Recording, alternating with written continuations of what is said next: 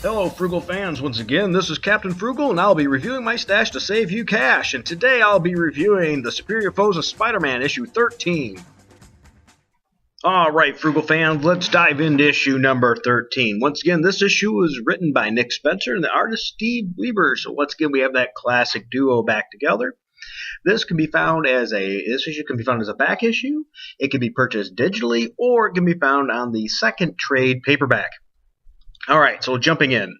This issue starts off with Mach 7 shopping for a couch when he receives a call from Mirage telling him that he's tied up in a chair. If you recall, we've seen that part last issue about the chair and the tie-up. Now, Mirage tells him what happened and that the boomerang was there. Mach 7 then goes to leave, but gets stuck in the door and breaks things. And if you look at it, it's just hilarious. I mean, it's sad. And you could look down, you could just see the shame on him as he says, "I have to go fight crime now." I mean, really, it was just hilarious. 15 minutes later, Mach 7 meets the police at the Chameleon's building, which, as you recall from previous issue, was torn to bits and is in a war zone currently from all those supervillains. He's updated on the situation, but before he can go in, 11 men start coming out, and there's an officer with Mirage that's tied to a chair. Mirage is loaded into an ambulance for a psych eval. And after they leave, we find out that the EMT was not really an EMT, of course, it was the Chameleon. We then cut to the sewers where Beetle and Overdrive are having a funny conversation, and Boomerang shows up, because they were talking about ditching him and leaving him.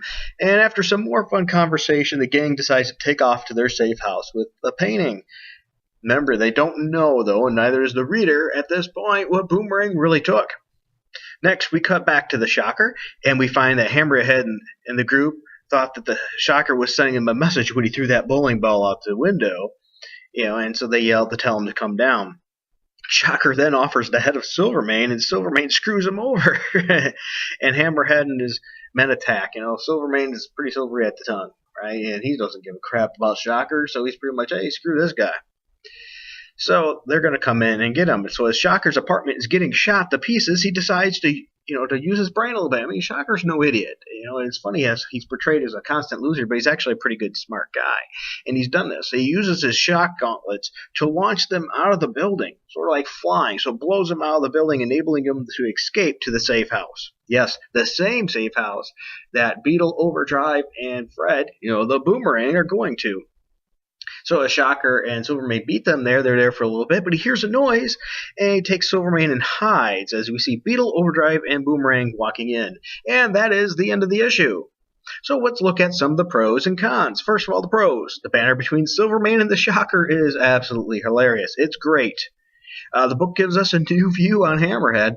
I tell you haven't really seen him this way until this series. And this book is a great pace and has a funny story. All right, now, as I said, we can't just talk about the pros, we have to talk about the cons. But the cons is going to be short, because I have no cons except for this book ends. This book was absolutely hilarious. It was a great book. I suggest reading it. So with that said, the overall grade of this book, I can give it nothing else but an A. Please check out this book. Unfortunately, the sales numbers weren't real high, and it's a sad shame. I guess I'm part of the problem, too, because I waited till later to get it because, well, it had the name Superior on it. And as we all know, with Slott, he sort of, he doesn't really give you much to want to read. So I put everything in with Superior as him, and I shouldn't have done that. Didn't give the book a fair shake earlier on. So if you haven't read this book, I definitely recommend it. Check it out. Thanks again for watching, Frugal fans, and if you enjoyed this video, please check out more reviews from us at thehenchmanslounge.com. You can also follow me on Twitter at Captain Frugal and check out our podcast. Until next time.